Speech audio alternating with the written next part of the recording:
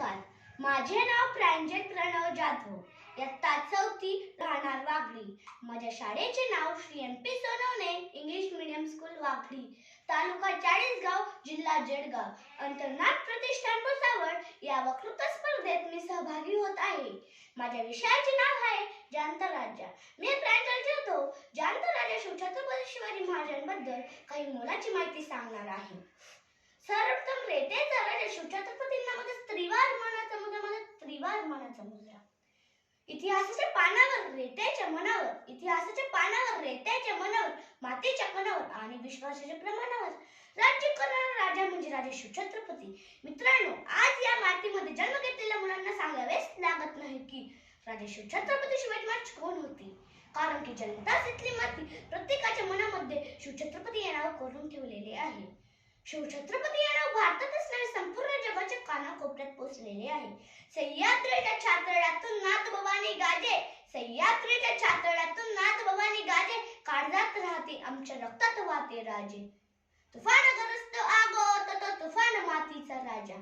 वाघाची चाल गरुडाची नजर, स्त्रियांचा आदर्श, शत्रूंचे मर्दन असे सहज मावळ्यांचे वर्तन हे शिवाजी महाराजांनी शिकवले.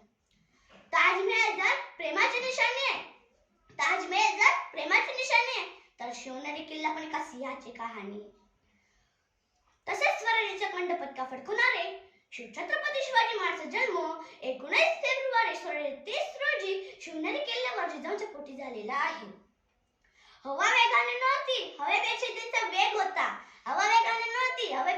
वेग होता. अन्याविरुद्ध लढण्याचा इरादा नेक होता. असा जिजाऊचा शिवबा लाखात नाही तर जगात एक होता. जिजाऊ शिवरायांना म्हणत असे, शिवबा, आपला जन्म सरदारगिरी किंवा चाकरी करण्यासाठी झालेला नसून रंजलेल्या रेतेला गुलामगिरीतून मुक्त करण्यासाठी झालेला आहे व त्यासाठी आपण स्वराज्य निर्माण करा. तसेच ज्या वयात खेळण्या बागेने असतात त्या वयात माझ्या शिवरायांनी हाती तलवार घेतली व ही काही सोपी गोष्ट नव्हती. पण आई तुळजाभवानी देवीच्या आशीर्वादाने 1000 वर्षाची गुलामगिरी मोडून काढली आणि हिंदवी स्वराज्याची स्थापना केली. सूर्यनारायण जर उगवले नसते तर आकाशात रंगच नसता. जर शिवछत्रपती शिवाजी महाराज जन्माला आले नसते तर हिंदू धर्माचा अर्थच समजला नसता.